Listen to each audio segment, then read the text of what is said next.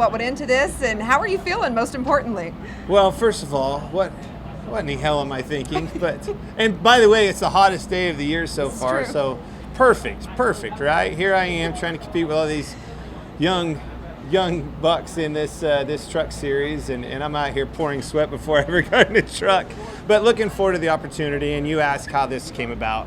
It came about Brian Patty and I, right? We had a lot of success together back in the day. When I moved over from RCR to MWR under the Toyota banner, we had a lot of success. He was my crew chief, and those are the best years of my career. We almost won a championship, finishing I think 3rd or 5th the next time around, and the team shut down, unfortunately. We just never got a chance to work together again, but we both had a lot of fun. Trust me, we had a lot of fun in those days. When it's hard to believe that we had the success that we did because we were having so much fun doing it.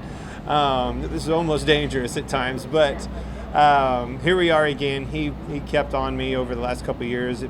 Before, when he was with Kyle Busch Motorsports, and now with Spire. Called me again this year. Last year I was like, I don't think so, bud. This retirement's pretty good. I ran those SRX races, and I kind of got the bug again. I had some success on those, and was running against the likes of Kevin Harvick, Kyle Busch, all these guys. I'm thinking, man, I still got it. So, oh no, here I am in a Truck Series in Nashville. You sure are. And you mentioned Brian Patty. So took a lot of talking, a lot of coaxing, but finally you're here. So now that you're game planning again together, what has that been like preparing for this race? The preparation has just changed so much. Even the 4 years ago when we were preparing for a cup race, it wasn't even to the extent of what I just went through previewing this weekend in Nashville Superspeedway with Spire Motorsports. First of all, Tyler Green, never worked with him before. Spotter shows up with his preview, right? Go into the shop. He sits down with this whole presentation of lap times, SMT data,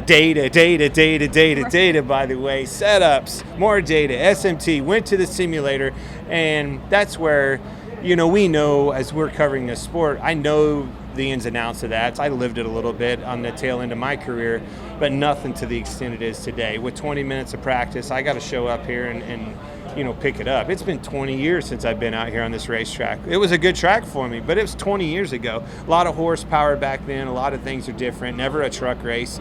These trucks are quite a bit different than everything. So getting in that simulator and put me right back in, on the bike, so to speak. I got out there and within the second lap, I was like, oh, I remember cresting this hill getting into one. I remember holding it out here. Wall kind of comes out and gets you.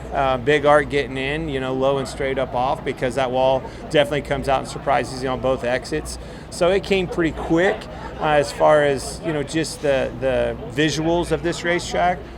But the grip level is going to be a challenge. I got to go out there and figure it out very fast. 20 minutes of practice, like I alluded to, and then qualifying right after that. The fastest lap, the most important lap, by the way, is right there after that. So not a lot of time. So when you have the fire suit on, you're putting the helmet on, you're getting ready to go out there and take the track, how do you think you're going to feel? Terrible. Not terrible. Oh, I'm going to feel terrible. I've always explained it like this. Everybody thinks that just, driving fast and racing is a lot of fun. Racing is not fun.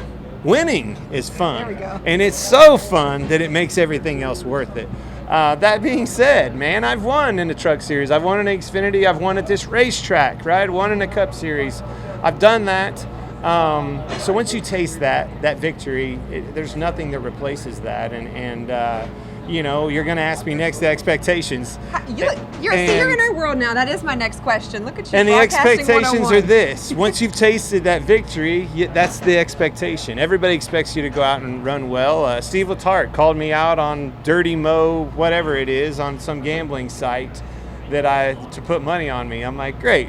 No more pressure. I don't need any more pressure, Steve, but I expect to go out and hopefully be competitive. I'm in a good truck with Spire Motorsports, a great sponsor, a longtime sponsor of mine. Rush Truck Centers came on board, so it means a lot to me to go out. A lot of family and friends over here. Really, since I've retired, all my friends that I hang out with are in Nashville, and they all, not one of them, got to watch me race. So they're all going to be here tonight, and that'll be pretty special. All right, since you knew my next question about expectations, let me ask, what's it been like being back in the garage, interacting with obviously some new folks in the series and whatnot, but what's it been like just hearing from everybody and seeing everybody? Well, see, now we switch. You took my answer. So There is a lot of new faces. As a matter of fact, I don't know anybody over here. I keep standing around here at the back of the truck, and I'm like, hey, Patty, who's that kid that walked by?